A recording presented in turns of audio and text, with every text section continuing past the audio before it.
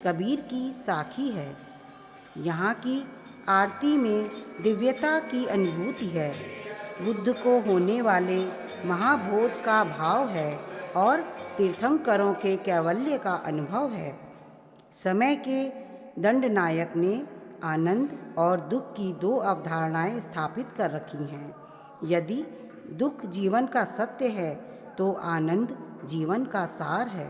यह हम पर निर्भर करता है कि कितनी जल्दी हम दुख की रजनी को पीछे छोड़कर सुख के सुनहरे प्रभात की ओर अपने कदम बढ़ाते हैं।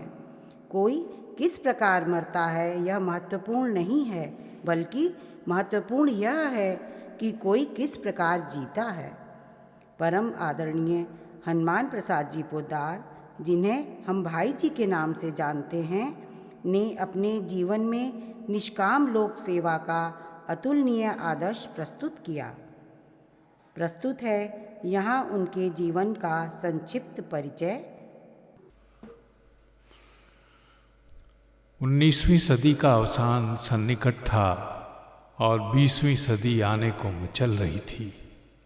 रतनगढ़ 15वीं शताब्दी से ही नाथपंथियों का प्रमुख केंद्र बन चुका था। वैष्णव संप्रदाय के अनेक साधक और संत भी वहाँ रहने लगे थे। भाई जी का परिवार रतनगढ़ में रहा करता था। उनके पूर्वज बंसल गोत्र के अग्रवालों में पोद्दार परिवार में अभिहित थे। भाई जी के पिताजी का नाम श्री भीमराज जी और दादाजी का नाम ताराचंद जी था। व्यवसाय के सिलसिले में उनके दादाजी रतनगढ़ से शिलांग जा चुके थे। बाद में व्यवसाय की प्रगति होने पर उनके पिताजी भीमराज जी, जो कि कनीराम जी के दत्तक पुत्र भी थे, परिवार सहित शिलांग चले गए।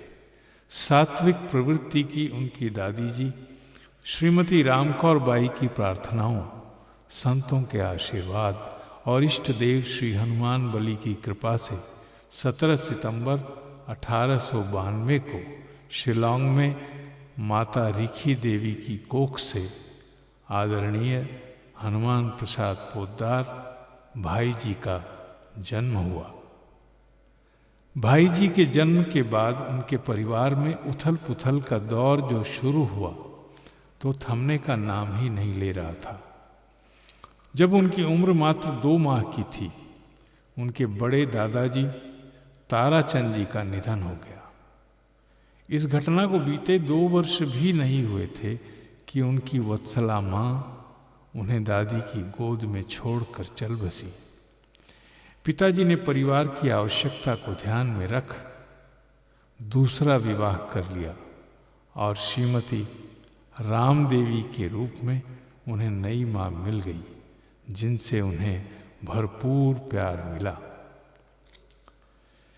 वनों से घिरे शिलांग की गलियों में भाई जी का बचपन बीत रहा था कि सन 1897 में अचानक एक दिन भयंकर भूकंप आया, जिसने पूरे आसाम को दहला दिया। शिलांग और आसपास के शहरों के लगभग पूरे मकान ध्वस्त हो गए। उनका मकान भी पूर्ण रूप से धराशायी हो गया। संयोगवश वे उस समय पड़ोस में एक कार्यक्रम में सम्मिलित होने गए थे। जब इमारतें गिरी और अनेक लोग उनके नीचे दबकर मर गए तो उनके घर वालों का चिंतित होना स्वाभाविक था। खोजते हुए जब वे उन तक पहुँचे तो उन्होंने देखा कि 2 शिलाओं के बीच बनी खोह में वे फंसे पड़े हैं। उन्हें कहीं किसी प्रकार की चोट नहीं आई थी और उन्हें सुरक्षित रूप से बाहर निकाल लिया गया। भूकंप के कारण घर और व्यवसाय सभी अस्त व्यस्त हो चुका था। भाई जी के छोटे दादाजी कनीराम जी का मन संसार से उचट गया और वे बीमार रहने लगे। सन 1899 में सोहम सोहम करते हुए वे स्वर्ग सिधार गए और पिताजी ने शिलांग छोड़ कलकत्ता आने का निर्णय लिया। भाई जी की दादी उन्हें लेकर रतनगढ़ आ गई। परिवार के बाकी लोग कलकत्ता चले गए। इस समय भाई जी की आयु 6 वर्ष की हो चुकी थी। परिवारजन चाहते थे कि भाई जी बड़े होकर पैतृक व्यवसाय संभालें, इसलिए महाजनी सीखने के लिए उन्हें रतनगढ़ में ही जोरजी की पाठशाला में प्रवेश दिला दिया गया। पाठशाला में उन्होंने हिंदी और गणित के साथ साथ रोकड़ और बही खाते लिखना भी सीखा।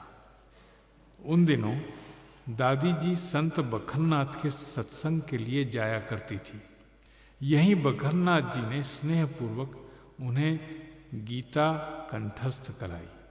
इससे भाई जी को संस्कृत का भी समुचित ज्ञान हो गया। बखरनाथ जी उन्हें सदाचार भजन, भगवान पर आस्था और नाम जप करने का उपदेश देते थे और कहते कि गायों की सेवा किया करो, बीमारों की सेवा किया करो, अनाथों की सेवा किया करो। ये न भूलो कि भगवान सभी में है। उनके संसर्ग से भाई जी के मन में जीवों पर दया, मानव सेवा तथा भगवान के सब जगह होने में विश्वास बढ़ने लगा। इन्हीं दिनों भाई जी की बहन कमला का जन्म हुआ। उस समय भाई जी की आयु 7 वर्ष की थी। उनका विद्या अध्ययन और संतों का संग दादी की स्नेह छाया में सुचारू रूप से चल रहा था। उन दिनों रतनगढ़ में बड़े विद्वान संत मेहरदास जी रहते थे। उनके शिष्य संत श्री बृजदास जी से दादी जी ने भाई जी की रुचि देखकर उनकी वैष्णवी दीक्षा करवा दी। उसी वर्ष उनका उपनयन संस्कार भी हुआ। बाद में दादी जी ने उनको हनुमान जी, गणेश जी, शिव जी आदि अनेक देव स्तोत्रों का पाठ सिखाया। नवरात्रि के दिनों में भाई जी सांगोपांग सप्तशती का अनुष्ठान एवं भागवत की कई स्तुतियों का बड़ी श्रद्धा से पाठ करते। भाई जी को अब अपने परिवार की जिम्मेदारियों का भी भान होने लगा था। सन 1901 में वे कलकत्ता जाकर अपने पिताजी को व्यवसाय में सहयोग देने लगे। सन 1902 में उनकी नई मां अचानक चल बसी। लोकमत के आगे नतमस्तक होते हुए उनके पिताजी को एक बार फिर विवाह करना पड़ा और इस बार भाई जी की नई मां रतनगढ़ निवासी श्री मन्नालाल जी खेमका की पुत्री गौराबाई थी। सन 1905 में नई मां की गोद में आई उनकी छोटी बहन पूर्णिबाई। कलकत्ता में पिताजी के चरणों के सानिध्य का उनके जीवन पर अप्रतिम प्रभाव पड़ा। पिताजी बड़े सरल, सादगी पसंद और सेवाभावी सात्विक व्यक्ति थे। वे व्यापार के साथ साथ चरित्र निर्माण पर भी ध्यान देते थे। उनके सद्व्यवहार और ईमानदारी से ग्राहकों की संख्या बढ़ने लगी और अल्पकाल में ही व्यापार का आशातीत विकास हो गया। भाई जी के द्वारा दुकान का काम भली प्रकार संभाल लेने से उनके पिताजी को परमार्थ साधन और समाज सेवा के लिए पर्याप्त समय मिलने लगा। रात में उनके पिताजी दुकान में सत्संग कराया करते थे। पिताजी रामायण, भागवत और महाभारत की कथाएं पढ़कर सुनाते, साथ में लोगों के सामान्य ज्ञानवर्धन के लिए अखबार में प्रकाशित देश विदेश के समाचार भी सुनाते। भाई जी के पिताजी ने अपने इष्ट मित्रों के सहयोग से सनातन धर्म पुष्टिकारिणी सभा की स्थापना भी की थी। वे इस सभा में सनातन धर्म के सिद्धांतों के प्रचार के लिए बाहर से विद्वानों, पंडितों और संत महात्माओं को बुलाकर व्याख्यानों का आयोजन भी कराते थे। भाई जी अपने पिताजी के साथ मनोयोग से व्यवसाय में लग गए तथा दादी जी और पिताजी की आज्ञानुसार साधु संतों और समाज सेवा में भी लगे रहे। उन्हीं दिनों सन 1905 में लॉर्ड कर्जन ने बंग भंग की घोषणा कर दी। पूरे बंगाल में इसका भीषण विरोध हुआ। जगह जगह जनसभाएं, विरोध प्रदर्शन का दौर चल पड़ा। कासिम बाजार में मणिंद्र चंद्र नंदी के सभापतित्व में 7 अगस्त 1905 को हजारों की संख्या में जनता एकत्र हुई। उसी सभा में हुए निर्णय से विदेशी वस्तुओं के बहिष्कार के आंदोलन का श्री गणेश हुआ। यही आंदोलन बाद में स्वदेशी आंदोलन बन गया। बंगाल के हर ग्राम और नगर में बंग भंग के विरोध में सभाएं हुई। सभाओं में स्वदेशी व्रत लिया जाता था। स्वदेशी व्रत की शब्दावली ये होती थी: सर्वसमर्थ ईश्वर से प्रार्थना है कि वे इस बात के साक्षी हों, हम अपने भविष्य परंपरा के समक्ष खड़े होकर यह पवित्र व्रत लेते हैं कि यथासंभव हम देश में बनी हुई वस्तुओं का ही व्यवहार करेंगे तथा विदेश में बनी हुई वस्तुओं के व्यवहार से बचेंगे। ईश्वर हम लोगों के इस व्रत में सहायक हों। भाई जी ने भी ये बातें देखी, सुनी और पढ़ी। तब उनकी उम्र मात्र 13 वर्ष की थी। उनका हृदय निष्पाप, सरल, श्वेत वस्त्र की भांति साफ था। स्वदेश प्रेम के रंग की छाया उनके मन पर भी पड़ी। उन्होंने भी निश्चय किया कि आज से देशी वस्त्र ही पहनूंगा। ये इतना आसान नहीं था। शुरू में देहाती जुलाहे हाथ के कते सूत की मोटी खादी बनाते थे। उस मोटे वस्त्र को दर्जी सिल नहीं पाते थे। लगभग 1 वर्ष तक उन्हें बिना कुर्ता कमीज के ऊपर का अंग खद्दर की चादर से ढककर रहना पड़ा। बाद में गांधी जी के प्रचार प्रभाव से महीन खादी बनने लगी तो इस समस्या का स्वतः समाधान हो गया। बालपन के उस निश्चय का भाई जी ने जीवन के अंत तक पालन किया और सदा शुद्ध हाथ का कता, हाथ का बुना हुआ वस्त्र ही पहना। वर्ष 1906 में कलकत्ता में इंडियन नेशनल कांग्रेस का अधिवेशन हुआ। उसमें दादा भाई नौरोजी सभापति थे। राष्ट्रीय भावों से अभिषिक्त भाई जी 15 साल की छोटी आयु में कांग्रेस के सदस्य के रूप में सम्मिलित हुए। उन दिनों राष्ट्रीय विचारधारा के लोग 2 भागों में बटे हुए थे, नरम दल और गरम दल। इस अधिवेशन की विभिन्न सभाओं में इन दोनों दल के नेताओं ने विदेशी सत्ता से मुक्ति के लिए राष्ट्रीय आंदोलन का स्वरूप निर्धारित करने के संबंध में जो विचार प्रस्तुत किए, भाई जी को उसमें गरम दल का सिद्धांत ही श्रेयस्कर प्रतीत हुआ।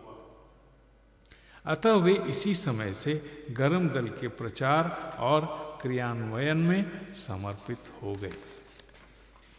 अधिकतर बड़े बूढ़े लोग नरम दल के हिमायती थे और युवा वर्ग गरम दल का। गरम दल के लोगों ने अपने कार्य की सिद्धि के लिए अनेक स्तर की समितियां बनाई, जैसे समाज सुधार समिति, मारवाड़ी सहायक समिति, हिंदू क्लब, साहित्य संवर्धिनी समिति आदि। साहित्य संवर्धिनी समिति सदस्यों को विचारोत्तेजक पुस्तकें उपलब्ध कराती थी और उनमें साहित्य प्रेम के साथ ही देशभक्ति जागृत करने के लिए विभिन्न प्रकार के आयोजन करती थी। इसी समिति ने कलकत्ता में पहली बार पंडित विष्णु पराडकर जी के संपादन में गीता का अनुवाद सहित प्रकाशन किया। इसके आवरण पर एक हाथ में गीता और दूसरे हाथ में तलवार लिए हुए भारत माता का तेजस्वी चित्र था। देशभक्ति को धर्म के रूप में प्रतिष्ठित करने में गीता और स्वामी विवेकानंद जी द्वारा प्रसारित वेदांत दर्शन का सर्वाधिक योगदान था। इस गीता की हजारों प्रतियां गरम दल के सदस्यों में बांटी गई। ब्रिटिश सरकार ने इस पुस्तक का अर्थ इस तरह लगाया कि भारत माता द्वारा सशस्त्र क्रांति का खुला आह्वान। पुलिस ने छापा मारकर बची हुई सारी प्रतियां जब्त कर ली। भाई जी ने इस पुस्तक की महत्ता को देखकर इसे दोबारा छापा और हाथों हाथ सारी प्रतियां वितरित की। इस प्रकार भाई जी व्यवसाय व पारिवारिक और देश सेवा के कार्यों की खींचतान से गुजर रहे थे। वर्ष 1912 में उनके पिताजी का स्वास्थ्य बिगड़ने लगा और वे दुकान का भार भाई जी पर छोड़कर रतनगढ़ आ गए। वहीं उसी वर्ष वे अपनी मातृभूमि की गोद में चल बसे। भाई जी ने अपनी आंखों से अपने दादाजी का अपार वैभव शिलांग भूकंप में ध्वस्त होते और उसकी चिंता में उन्हें प्राण विसर्जित करते देखा था। उनके पिताजी भी उस गौरव को पुनः स्थापित करने में खटते हुए गुजर गए। यह सब देखकर भाई जी को अनुभव हुआ कि व्यापार वृत्ति का साधन हो सकता है, पर प्रवृत्ति की सीमा नहीं। अब पिताजी की अनुपस्थिति में सारे बंधन खुल गए थे। वे अपना अधिकांश समय धार्मिक, राजनीतिक और समाज सेवा में लगाने लगे। दुकान का काम ढीला पड़ गया। परमार्थ के आगे अर्थ नतमस्तक हो गया। वर्ष 1915 में गांधी जी दक्षिण अफ्रीका से लौट कर आए। अल्फ्रेड थिएटर में उनका अभिनंदन समारोह हिंदू महासभा द्वारा आयोजित किया गया। भाई जी उसके मंत्री थे। गांधी जी से पहली मुलाकात इसी कार्यक्रम में हुई और तब से भाई जी उनके प्रशंसक बन गए और बाद में बंबई प्रवास में उनके बहुत निकट आ गए। इसी तरह एक बार पंडित मदन मोहन मालवीय जी हिंदू विश्वविद्यालय की स्थापना हेतु चंदा इकट्ठा करने कलकत्ता गए। यहाँ सभा में अनुकूल योगदान न मिलने पर भाई जी ने व्यक्तिगत रुचि लेकर मारवाड़ी तथा अन्य व्यवसायियों से उन्हें समुचित धनराशि और सहयोग दिलाया। इससे मालवीय जी बहुत प्रसन्न हुए और भाई जी से उनका निकट का संबंध बन गया। इन्हीं दिनों श्री यतीन्द्रनाथ दास नाम के एक महान क्रांतिकारी से भी भाई जी का मिलने का सुयोग बन गया। भाई जी उनके साथ स्वदेश बांधव समिति का सदस्य बन गए। उन्हें अंग्रेजों की दमनकारी नीतियों का प्रतिरोध करने का सही मार्ग यही लगा। समिति बाहर से दिखाने के लिए सुधारवादी कार्यक्रम करती, पर अंदर से क्रांतिकारी गतिविधियां संचालित करती थी। इसके सदस्यों को गीता हाथ में लेकर कसम खानी होती थी कि प्राण दे देंगे पर संगठन को धोखा नहीं देंगे। एक बार समिति के कुछ सदस्यों को देश निकाला दे दिया गया तो भाई जी को विवश होकर उनके पक्ष में गवाह, दस्तावेज आदि तैयार करने पड़े और वे खुलकर सामने आ गए।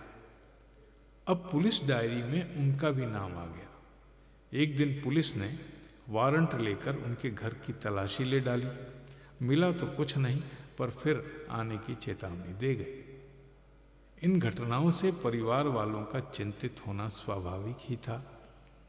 भाई जी की दादी जी ने इनको संसार में प्रवृत्त करने के लिए उन्हें विवाह के बंधन में बांधना उचित समझा। उनके प्रयत्नों से वर्ष 1916 वैशाख शुक्ल तृतीया संवत 1973 में गुवाहाटी निवासी श्री सीताराम सांगानेरिया जी की पुत्री रामदेई जी से भाई जी का विवाह संपन्न हुआ, पर इससे भाई जी के कार्य क्षेत्र पर कोई प्रभाव नहीं पड़ा। इसके पूर्व अगस्त 1914 में कलकत्ता की एक फर्म ने जर्मनी से 50 पिस्तौल और 46,000 कारतूस आयात किए थे। स्वदेश बांधव समिति के संज्ञान में ये बातें आते ही उन्होंने इन्हें बीच में ही गायब कर देने की योजना बनाई। श्री विष्णु पराड़कर जी के कुशल संचालन में इस योजना को कार्यरूप दिया गया। सारी पिस्तौल और कारतूस क्रांतिकारियों में सफलतापूर्वक बांट दिए गए। अंग्रेजी सरकार बहुत समय तक इसका कोई पता नहीं लगा पाई। लगभग 2 वर्ष बाद पुलिस को इस साजिश का पता लग गया। नतीजा ये हुआ कि भाई जी और उनके कई सहयोगियों को भी पुलिस ने 16 अगस्त 1916 को राजद्रोह के अपराध में गिरफ्तार कर लिया। प्रारंभ में उन लोगों को 15 दिनों तक मिरांडा हाउस में रखा गया और बाद में अलीपुर जेल भेज दिया गया। ज्वाला प्रसाद जी आदि कई साथी भी साथ थे, पर पकड़े जाने के दिन ही जेल जाने पर भाई जी को बहुत दुख हुआ। उनका हृदय तड़पने लगा, व्याकुलता बढ़ गई। चारों तरफ अंधकार ही अंधकार दिखाई पड़ता था। जब कोई सहारा न मिला तो अंत में भाई जी को उस परम पिता परमेश्वर का नाम स्मरण हो आया। अशरण की शरण को स्मरण करना ही उन्हें एकमात्र अवलंब लगा और उन्होंने भगवान नाम की रट लगा दी। भजन करने की देर थी, शांति का आविर्भाव होने लगा।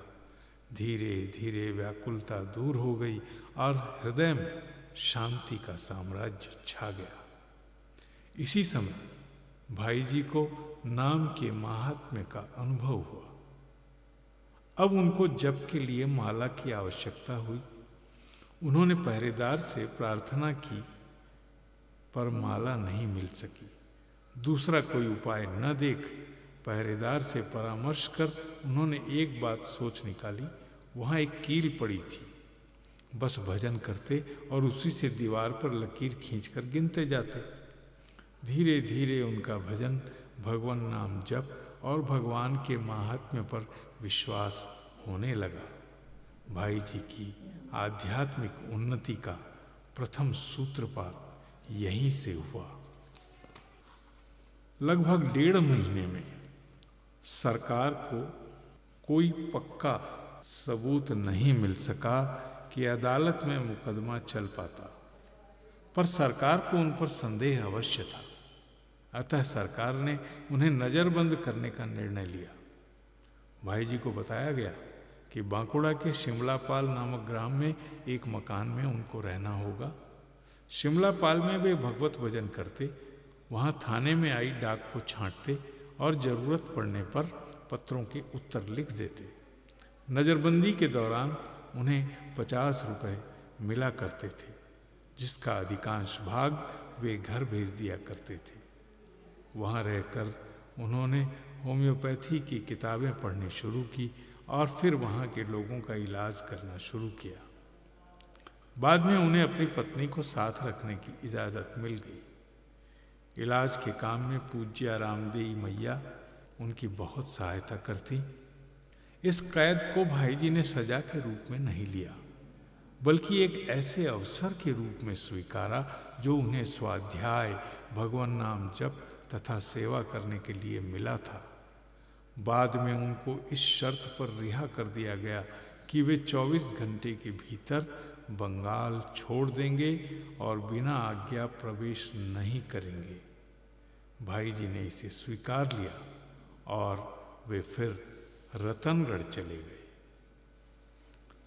रतनगढ़ में कुछ दिन गुजरने के बाद अचानक उन्हें एक दिन उद्योगपति श्री जमुनालाल जी बजाज का पत्र मिला कि भाई आ जाओ, कुछ काम करेंगे। भाई जी बम्बई आकर श्री जमुनालाल जी की एक फर्म में काम करने लगे। बम्बई उन दिनों राजनीतिक गतिविधियों का केंद्र बना हुआ था।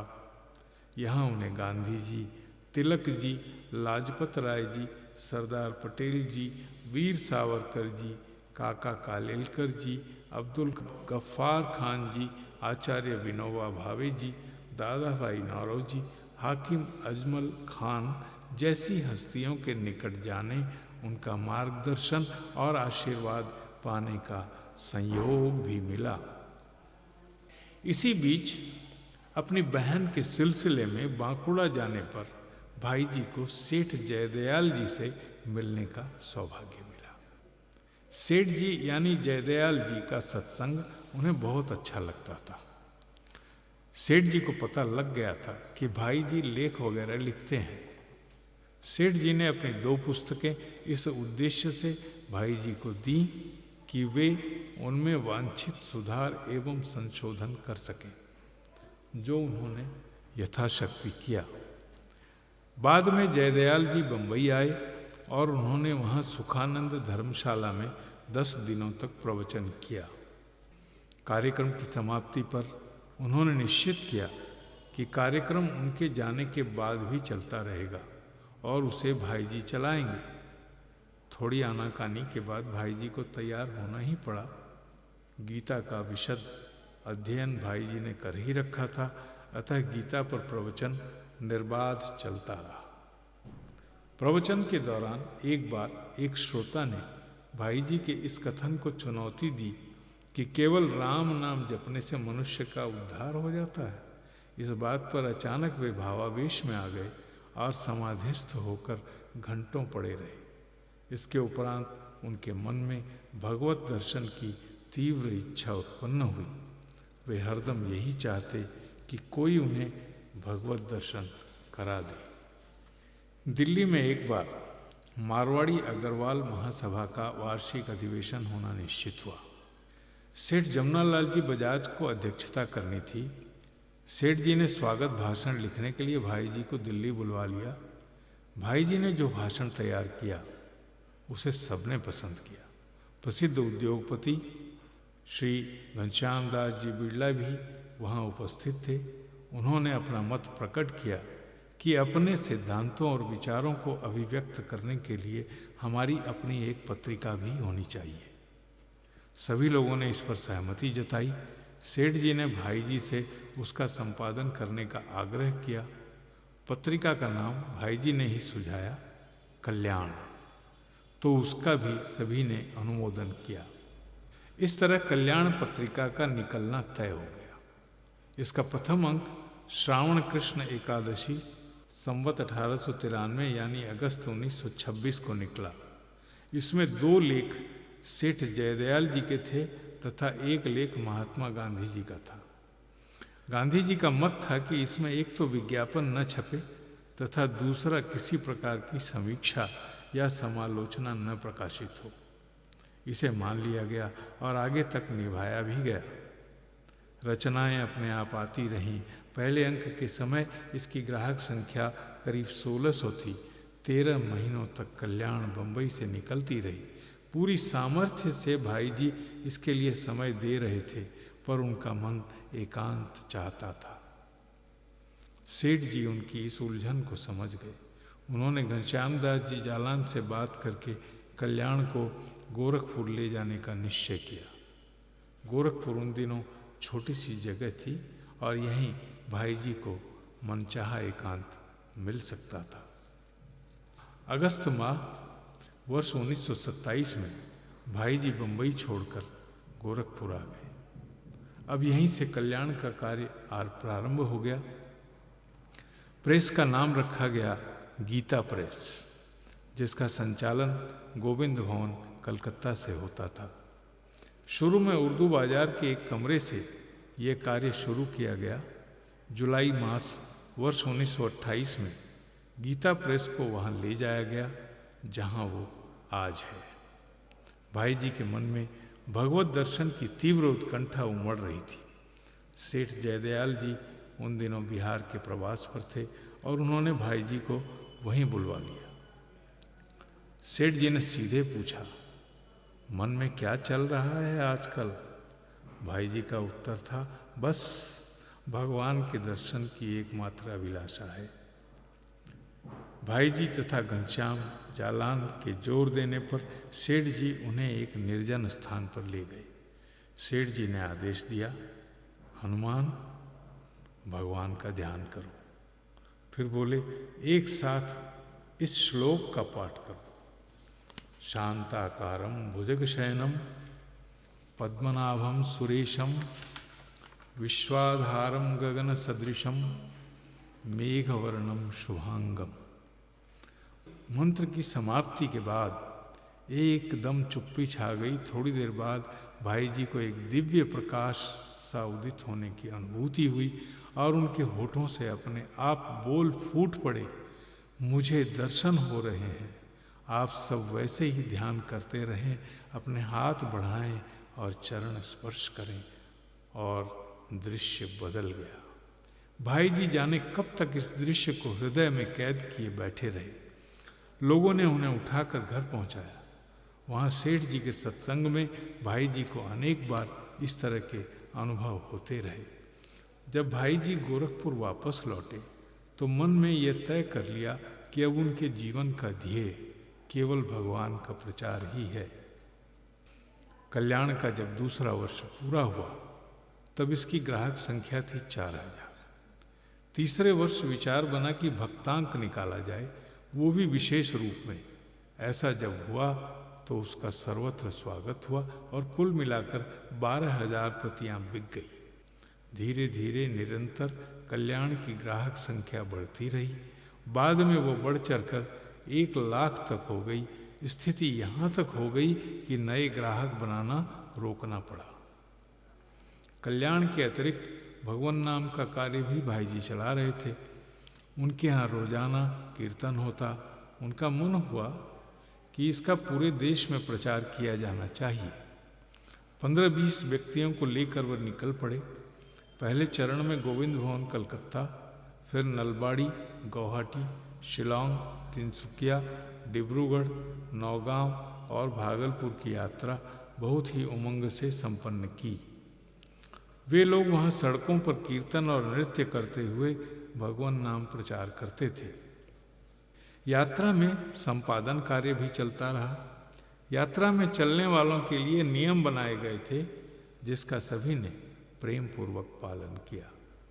दूसरे चरण में वे पहले बंबई, फिर बीकानेर, रतनगढ़, सरदार हाटा, छापर सांडवा, बीदासर, सुजानगढ़, लोसल, मौलासर, डिडवाना, चूरू, भिवानी और रोहतक गए। बीकानेर में भाई जी की मुलाकात श्री चिम्मनलाल जी गोस्वामी से हुई। श्री गंभीर चंद्र जी दुजारी की प्रेरणा से वे उनके साथ रहने को गोरखपुर आ गए। गोस्वामी जी की निष्ठा, समर्पण, भाषा और उनकी योग्यता गीता प्रेस के लिए ईश्वर का वरदान साबित हुई और उनके सहयोग से कल्याण निखरने लगा। उनकी अंग्रेजी भाषा में पारंगता देखकर भाई जी ने कल्पतरु के नाम से कल्याण को अंग्रेजी में निकालने की व्यवस्था की। गोस्वामी जी के कुशल संपादन में वह खूब पसंद किया गया। इसका पहला अंक 1934 में निकला। गोस्वामी जी और नंद दुलारे वाजपेयी जी ने भाई जी के कहने पर रामचरितमानस को सहज और सुलभ स्वरूप में प्रस्तुत करने का महती कार्य किया।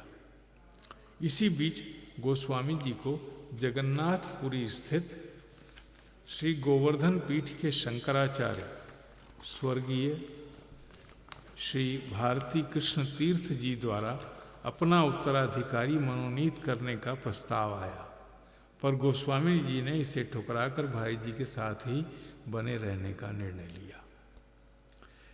वर्ष 1936 में गीता वाटिका में 1 वर्ष के लिए अखंड कीर्तन का आयोजन किया गया। उन्हीं दिनों नेहरू जी गोरखपुर आए थे। प्रशासन द्वारा उन्हें किसी प्रकार का सहयोग न देने के आदेश के बावजूद भाई जी ने अपनी कार उन्हें दी। वे समय निकालकर महासंकीर्तन में आए और कुछ देर रुककर अपनी शुभकामनाएं भी दी। 26 अक्टूबर 1936 को सेठ जयदयाल जी के कहने पर राधा बाबा पहली बार गीता वाटिका में आए। उस समय उनकी उम्र थी मात्र 23 वर्ष। वे यहाँ आए थे कुछ दिन रुककर श्रीमद् भगवद गीता पर टीका लिखने, पर इस कार्य को करने के बाद उन्होंने श्री कृष्ण की कृपा से यहीं रहने का मानस बना लिया। उनका सानिध्य, उनकी भक्ति, उनकी निष्ठा ने सबको कृतार्थ कर दिया। भाई जी के न चाहते हुए भी राधा बाबा ने उन्हें अपना गुरु मान लिया तथा आजीवन उनके साथ रहने का व्रत ले लिया। राधा बाबा को अनेकों बार राधा कृष्ण की लीलाओं के साक्षात दर्शन हुए थे। सेठ जी की प्रेरणा से कल्याण का 16वें वर्ष में भगवतांक निकला तो 1100 पृष्ठों वाला यह एक उत्कृष्ट अंक साबित हुआ। सेठ जी की बहुत इच्छा थी कि गीता प्रेस भवन का मुख्य द्वार विशेष रूप से कल्याण के आदर्श और गरिमा के अनुकूल बनाया जाए। सन 1955 में भारतीय स्थापत्य कला के प्रतीकों को एकीकृत कर प्रवेश द्वार का निर्माण पूर्ण किया गया। इसका उद्घाटन तत्कालीन राष्ट्रपति डॉक्टर राजेंद्र प्रसाद जी ने किया था। बहुत से लोगों का आग्रह था कि कल्याण का जनवरी 1957 का अंक तीर्थांक हो। इसके लिए बहुत से संतों, महात्माओं तथा महंतों से जानकारी मांगी गई, लेकिन संतोषजनक सामग्री नहीं मिल सकी। सेठ जी ने भाई जी को सलाह दी कि तीर्थों में स्वयं जाकर जानकारी हासिल की जाए। वर्ष 1956 में एक स्पेशल ट्रेन के द्वारा करीब 600 लोगों के साथ भाई जी ने यह यात्रा शुरू की। यह यात्रा वाराणसी, कलकत्ता, जगन्नाथपुरी होकर होनी थी, लेकिन उड़ीसा में हो रहे दंगों के कारण इसका रूट बदलना पड़ा। उन्होंने वाराणसी से चित्रकूट, हरिद्वार, कुरुक्षेत्र, दिल्ली, उज्जैन, इंदौर, चित्तौड़, उदयपुर, नाथद्वारा, बंबई, तिरुपति, कन्याकुमारी, विजयवाड़ा, रामेश्वरम, मदुरई, मथुरा तथा चिदंबरम की यात्रा पूर्ण की। वर्ष 1960 में राधाष्टमी पर्व बड़े जोरों से मनाने की तैयारी हमेशा की तरह चल रही थी। प्राकट्य दिवस से 4 दिन पहले जिस तरह की लीलाओं के दर्शन भाई जी को हुए थे, वैसी ही झांकियां वे बनवा रहे थे। इस अवसर पर गाए जाने के लिए भाई जी ने 16 पद छांटे थे। पूज्य बाबा के कहने पर उन्हें श्री राधा माधव रस सुधा के नाम से प्रकाशित किया गया और वे ही बाद में षोडश गीत के नाम से प्रचलित हुए।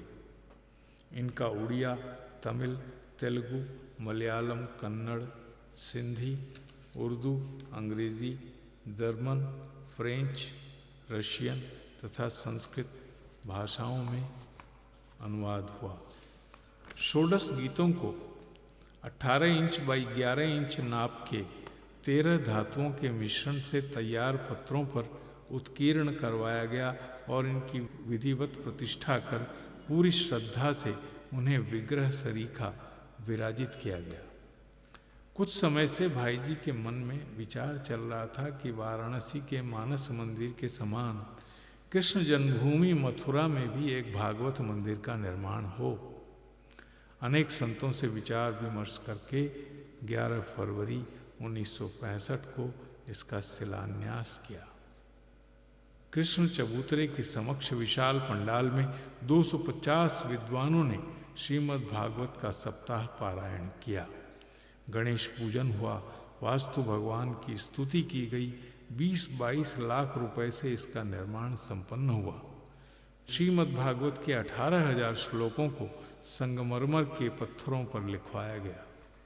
मार्च 1965 से ऐसा अनुमान होने लगा कि सेठ जी का शरीर अब अधिक दिन नहीं चलेगा, अतः उनकी इच्छानुसार उन्हें बांकुड़ा से स्वर्गाश्रम लाया गया। अंतिम समय में भाई जी को उनके साथ सत्संग और ध्यान का अवसर मिला। 17 अप्रैल 1965 को सेठ जी का गोलोकवास हो गया। उनके जाने के बाद भी भाई जी ने उनके दिखाए मार्ग पर चलते हुए गीता प्रेस के प्रकाशनों का क्रम यथावत जारी रखा। भाई जी को बचपन से ही गुरुजनों से गो सेवा के संस्कार मिले थे। गीता वाटिका में अपने निवास की समुचित व्यवस्था होने के बाद उन्होंने गोपालन, गो सेवा और गो संवर्धन को कार्य रूप दिया। समाज में व्याप्त गो हत्या भाई जी को अति पीड़ाकारी लगती थी। इस विषय में कल्याण के माध्यम से उन्होंने अपने प्रयत्न जारी रखे और सन 1946 में कल्याण का 20वां विशेषांक गो अंक निकला।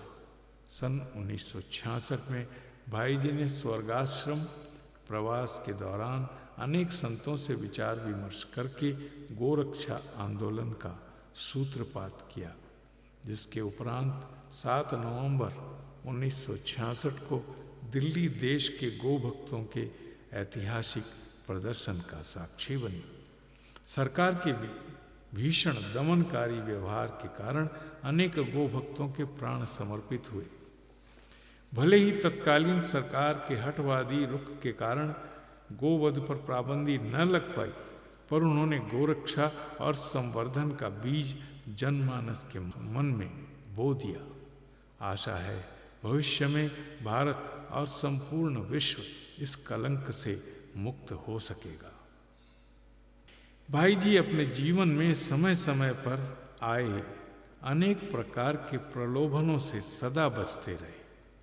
वर्ष 1935 में गोरखपुर में भयंकर बाढ़ आई हुई थी। भाई जी के निर्देशन में विपदाग्रस्त क्षेत्रों में जाकर सहायता सामग्री वितरित की गई और लोगों को भोजन उपलब्ध कराया गया। उनके सेवा कार्य से प्रभावित होकर तत्कालीन कमिश्नर श्री हावर्ट ने भाई जी को राय बहादुर की उपाधि देनी चाहिए। उन्होंने विनम्रता से इसे अस्वीकार कर दिया। इसी तरह प्रांत के गवर्नर श्री हैरी हेग ने भाई जी को सर की उपाधि देने को कहा। इसके बाद सबसे बड़ा प्रलोभन आया सन 1955 में, जब भारत के राष्ट्रपति डॉक्टर राजेंद्र प्रसाद जी की ओर से भारत रत्न की उपाधि का प्रस्ताव आया। श्री गोविंद वल्लभ जी पंत इस प्रस्ताव को लेकर जब भाई जी के पास आए तो वे उनकी विनोद प्रियता के कायल हो गए। उन्होंने कहा, अगर आप इस स्वीकृति पत्र पर हस्ताक्षर कर दें तो मैं आपकी ये कलम उपहार समझकर अपने पास रख लूँगा। भाई जी का उत्तर था कि कलम आप बेशक रख लें, पर मुझे इन उपाधियों से दूर रखें। भाई जी का विचार था कि ये पुरस्कार और उपाधियां हमें मानसिक रूप से गुलाम बना देती हैं। भाई जी के जीवन में अनेक बार स्वास्थ्य संबंधी समस्याएं भी आई, पर उनका कल्याण और भगवान नाम प्रसार का कार्य अनवरत चलता रहा। वर्ष 1943 की बात है, वे सत्संग के लिए स्वर्गाश्रम गए, फिर विश्राम करने रतनगढ़ चले गए। अब उन्हें थकान महसूस होने लगी थी और उदर शूल की पीड़ा ने बेचैन कर रखा था। दिल्ली में जांच कराने पर बवासीर का मामला सामने आया। अजमेर के डॉक्टर अंबालाल से इलाज भी करवाया, पर आराम नहीं हुआ। पूज्य राधा बाबा उनकी बीमारी से बहुत चिंतित हुए। उन्होंने अनुष्ठान भी करवाए। उसके बाद स्वास्थ्य में कुछ सुधार रहा, पर शारीरिक शिथिलता बनी रही। अप्रैल 1969 में अपने ऋषिकेश प्रवास में भाई जी को अचानक पेट में फिर दर्द उठा। ये कैंसर का आक्रमण था। फिर उन्हें पीलिया भी हो गया।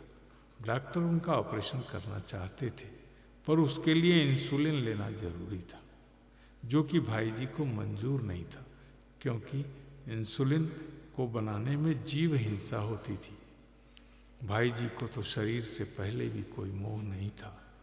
22 मार्च 1971 को वे इस पंच भौतिक शरीर को त्याग कर महाप्रयाण को चल दिए। भाई जी ने अपने प्रयाण से पहले एक वसीयतनामा जनमानस के लिए लिखा, जिसकी शब्दावली इस प्रकार है। मैं अपने जीवन में अर्जित अमूल्य निधि आप सबके परम कल्याण के लिए छोड़ कर जा रहा हूँ। मेरे जीवन में संत कृपा के साथ साथ 3 चीज़ों की प्रधानता रही है। 1, सब में भगवान को देखना।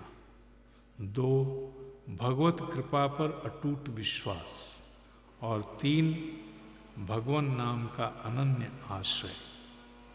यही मेरी अतुल संपत्ति है, और यही इतनी विशाल है कि असंख्य लोगों द्वारा इसके ग्रहण किए जाने पर भी ये कम नहीं होगी। आप जो कोई मेरे यथार्थ उत्तराधिकारी बनना चाहें, सब में भगवान को देखकर सबका हित सुख संपादन तथा सम्मान करें। निरंतर बरसने वाली भगवत कृपा की अहेतुकी अनंत सुधा धारा में सराबोर रहें और अनन्य निष्ठा विश्वास के साथ भगवान नाम जप कीर्तन करते रहें, ये तीनों करते रहें तो अवश्य ही पारमार्थिक लाभ होगा। हमारा मन एक दर्शक दीर्घा है, जहाँ भाव जगत का आविर्भाव और दर्शन दोनों होते हैं। इस कथानायक की जीवन कथा में हमने किसी चमत्कार का उल्लेख नहीं किया, केवल इसलिए कि हम इसे निष्कपट, समाज समर्पित और सदाशय व्यक्ति की चरित्र कथा बनाना चाहते हैं। लच्छेदार भाषा की चाशनी भी हमने इसे मीठा बनाने के लिए नहीं डाली है। सरल, सहज और सर्वग्राही शब्दों में प्रस्तुत किया है। इसे हमारा छोटा सा प्रयास कह सकते हैं। उन्होंने हमें एक विरासत दी, हमारा कर्तव्य है कि हम इसे सहेज कर रखें। उन्होंने एक समन्वयपूर्ण वातावरण हमारे लिए गढ़ा, हमारा कर्तव्य है कि हम उसे संवारें। उन्होंने हमें राह दिखाई, हमारा कर्तव्य है कि हम उस पर चलें और अपना जीवन सफल करें। कहते हैं कि जो अपने लिए नहीं लड़ता वह कभी नहीं हारता। भाई जी हमेशा दूसरों के लिए जिए, इसलिए वह अमर हैं और हमारे हृदय में सदा जीवित रहेंगे। निस्वार्थ, निष्काम सेवा के उनके आदर्श सदा अनुकरणीय रहेंगे।